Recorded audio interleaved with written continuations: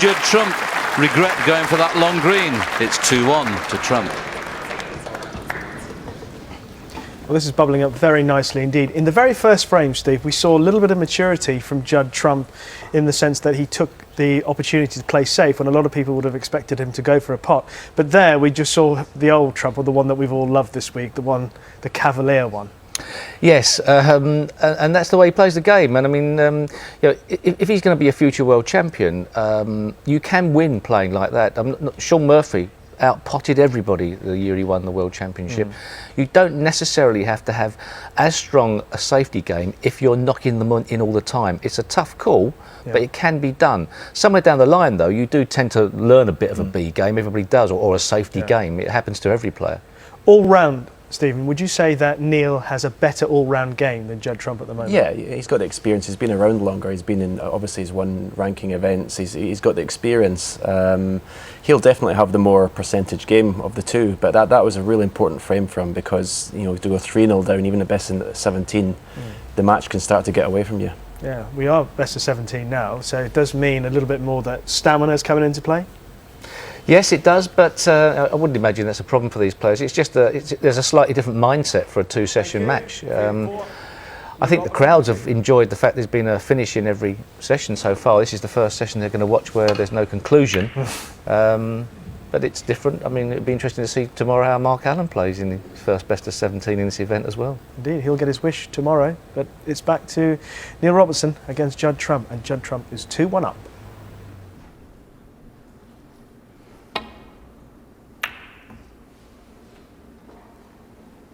May have left a slight little window here for this long red, and such as their prowess with these kind of shots, both these players, you can't afford to leave one of these sticking out.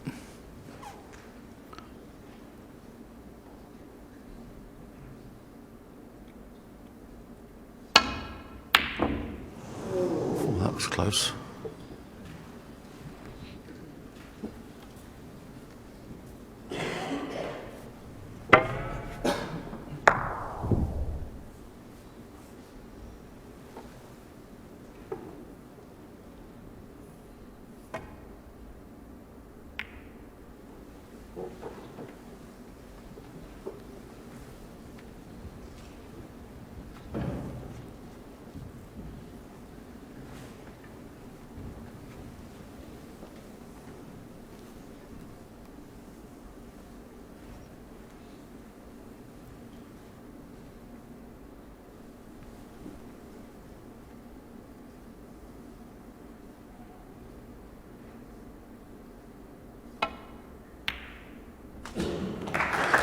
Oh, what a clever shot that was. Have a look, found the gap. Really well played. A little bit careless from Judd to leave it, but nevertheless he couldn't have dreamed of leaving Neil an opportunity to get on the black.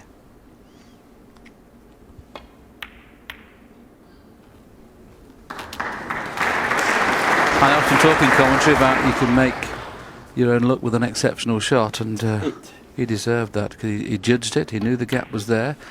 Thing is, the gap's only there if you pot it. If you miss it and you cannon into them, we'd have been saying, well, that was a bit strange. But a player out there knows that if you get the pot, what path the cue ball's taking. And that was a prime example of a very, very clever shot, and he deserves exactly what he gets from here.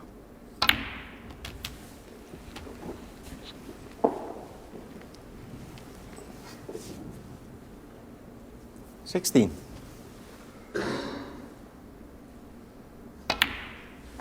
17.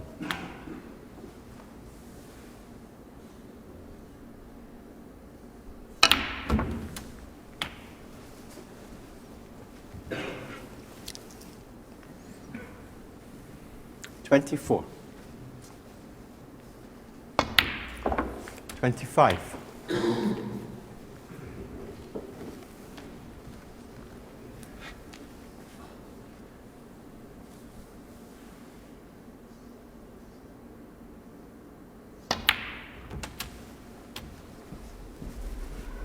Might not be too much of a problem if he's just slightly low on it, i.e. so he can run through the pack, but I think he's just a little bit too low. Yeah, he's having to play the screw shot now for the blue. 33. I know a lot of people were on the 147 this week at 12 to 1, but that was a slight chance there, but not anymore.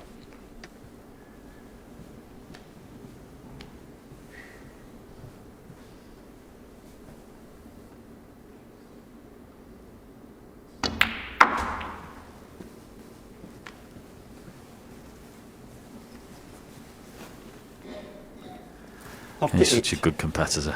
Obviously, you don't win a world championship unless you're one of those. But you were saying to me off air, Willie, that when he first came, was he playing in your club or? Yeah, he spent 18 months in Leicester when he first arrived from Australia, and his introduction was he turned up in England without a penny to his pocket. It wasn't quite that bad, but he used to kind of earn his table time by brushing the tables and things like that, just to get practice. And I've got to be perfectly honest, he was very, very raw then. Bit like a Perry Mans, who made plenty of 50s and 60s, but didn't have the finesse. But boy, he's turned out to be one of the best players in the world, and possibly one of the greatest long potters of all time. He now resides in Cambridge and plays at the Willie Thorne Snooker Centre in Cambridge, double T's. Plays a lot with Joe Perry, who's another great player. It's nice to have another pro in the camp, as it were, where you practice, because you can play a few games for tenors and things, and it keeps you match sharp. Yes, and you're playing somebody who's at a very high level as well, so that doesn't give you the opportunity to get lax about your practice.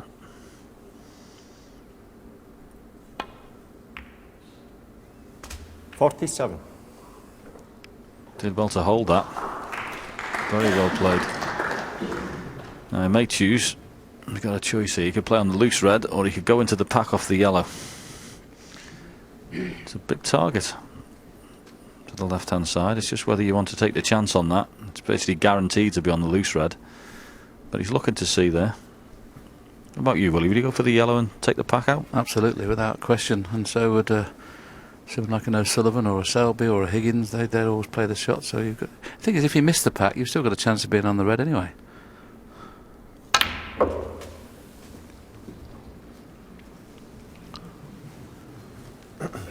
So he still has that chance of being on that red. I thought if he was going to miss the pack, he'd miss it on the left-hand side, not on the right-hand side, to be perfectly honest. Just keep an eye on it. The thing is, you've got to err on hitting him on the left-hand side rather than the right-hand side, but didn't quite get into the cue ball. And once again, that's the problem when you play screw shots, that how the white spins forward first before the stun takes, and just it's easy to misjudge that shot on these cloths.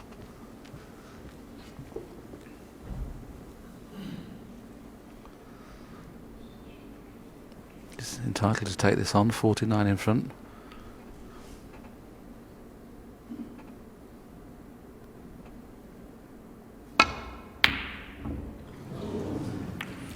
A little bit of lucky there. He's starting to cue really well, and he can't quite understand how he missed it. Don't know whether he's got the chance here to pop this red and try and move a few out the back of the pack here. Don't know whether he can get into the cue ball and flick a few out. Well, he could, and he has.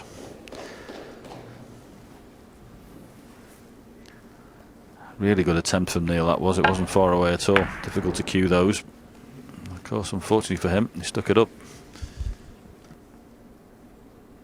Yes, you can never envisage the red that you're missing cannon into the black and staying at this end of the table.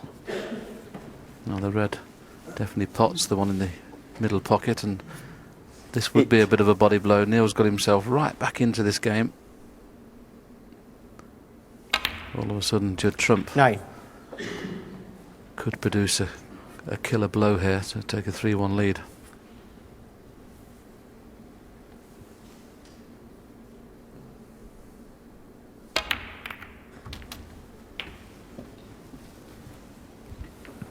Now then, has he lined them all up?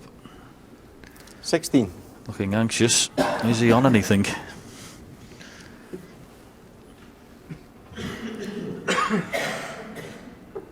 No, he's looking at trying to make a plant. Bit of distance between those two.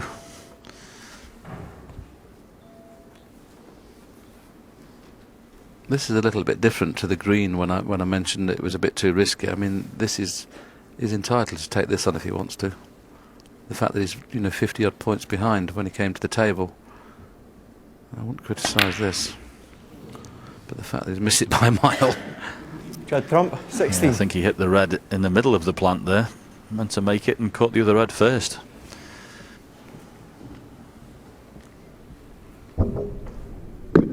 Yeah, that's what happened.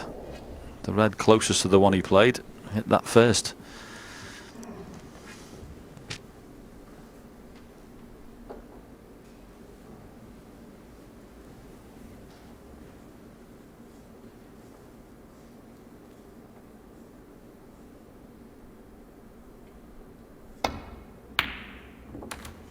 One. Good pop that. I could be slightly aggrieved not to be left something easier than that. There was a bit of pressure on that one, but he cued it beautifully.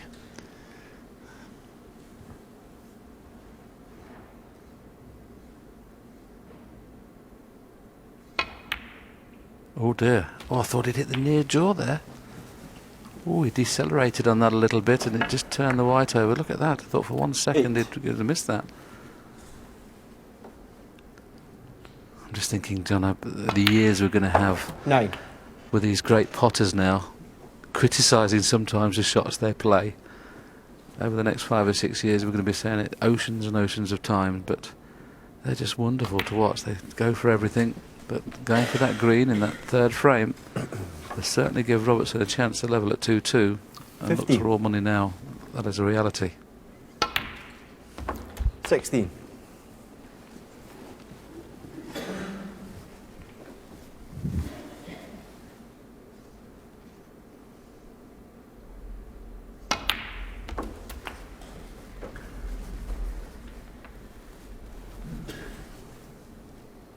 $23.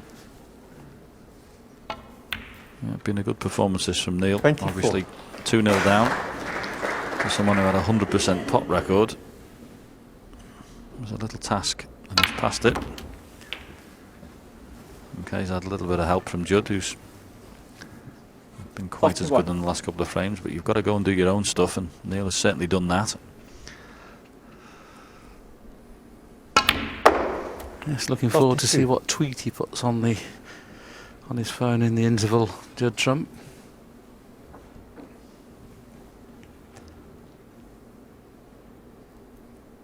But when you consider he started like a house on fire, as John mentioned, with a 100% pot success rate since that first 2 frames, I bet his pot success rate's not been 30%.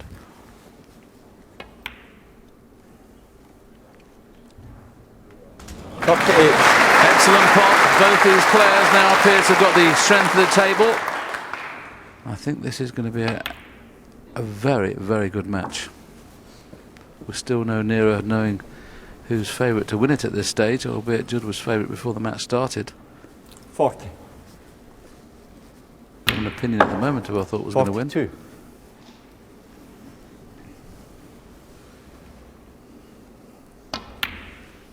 45.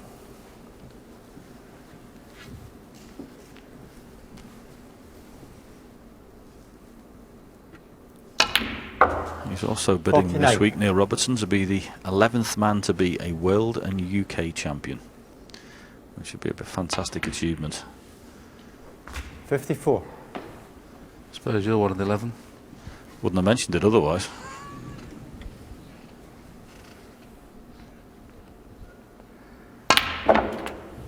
$60. Well, you've got to take your hat off to Neil Robertson. He was 2-0 behind and struggling. Some 36 minutes later, he's potting everything. Neil Robertson stopped the flow from Judd Trump. Judd Trump's entitled to be disappointed to come out of that session level at all. Absolutely wonderful stuff. Wonderful first session. Stephen, your thoughts? Yeah, I mean, it looked like Judd might be getting away from it. There was he went for a bit of a rash plant there, and half got away with it. Neil Robertson had to put a sort of mid-range long ball, whereas if he'd missed it, Judd would have cleared up. So yeah, he looks solid now, Neil. Stephen, how did the balance shift for you there, Steve? Well, I think from Neil's perspective, he'd have been delighted to have been given some chances, which he really did grasp. You could always sit there and look and say, Judd Trump is still very raw and does give his opponent